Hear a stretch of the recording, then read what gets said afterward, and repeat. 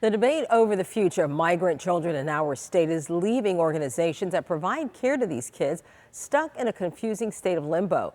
Tonight, one of these groups is talking only to Contact 5 investigator Katie Legrone.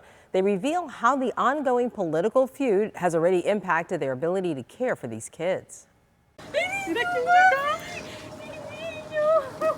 This is video of a recent reunion between a dad and his two sons. The boys, ages 4 and 14, had arrived in the U.S. without their parents 3 weeks ago. Their mom sent them here after the Mexican cartel kidnapped an older sibling, then threatened the family. Their story is not unique.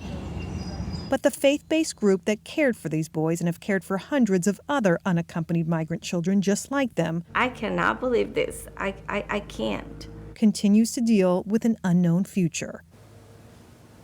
Doesn't make any sense. It doesn't.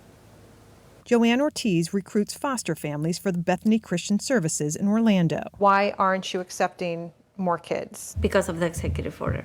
Is that the only reason? Yes, that's the only reason why we're not accepting kids. The group is among the more than dozen providers in Florida stuck in limbo after the governor ordered Florida's Department of Children and Families not to renew the licenses of shelters and care providers who temporarily care for unaccompanied migrant children as part of a long-standing federal program. Bethany provides foster care to these children once they enter the U.S., but before they're reunited with family or vetted sponsors here. After months of waiting for the state to renew the licenses of their foster families, those licenses were renewed last month.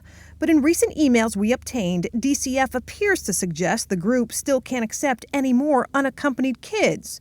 Noticed you were placing children. Please ensure you refer to the executive order and are following it, a DCF staffer said. They're renewed, but they can't take the kids that they're licensed to take? Exactly. So what's the point of that? It's the latest confusing chapter in the governor's efforts to crack down on illegal immigration into the state by targeting, in part, shelters and providers who are contracted by the federal government to temporarily care for kids as part of a decades-old federal law.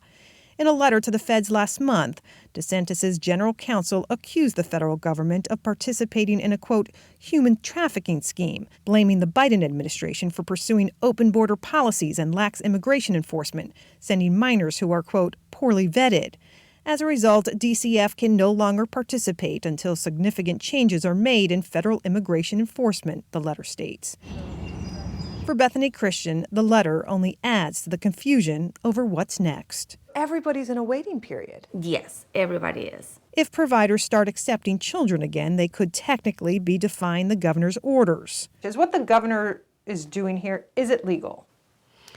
So that's going to be the big question in front of us is it permissible? Melissa Morantes is executive director for the Orlando Center for Justice, which represents immigrants, including unaccompanied children.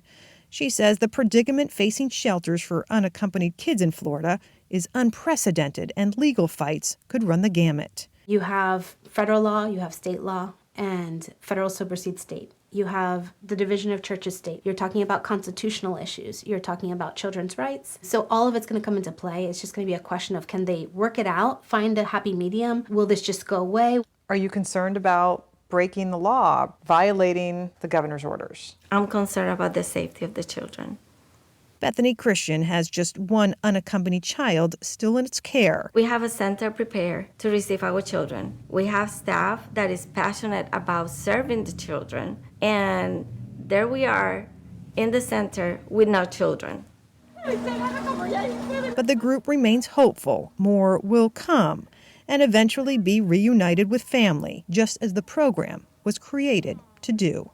A spokesperson from the U.S. Department of Health and Human Services tells me they are examining all their legal options to ensure these providers can continue taking care of unaccompanied minors here. Katie Legrone, back to you.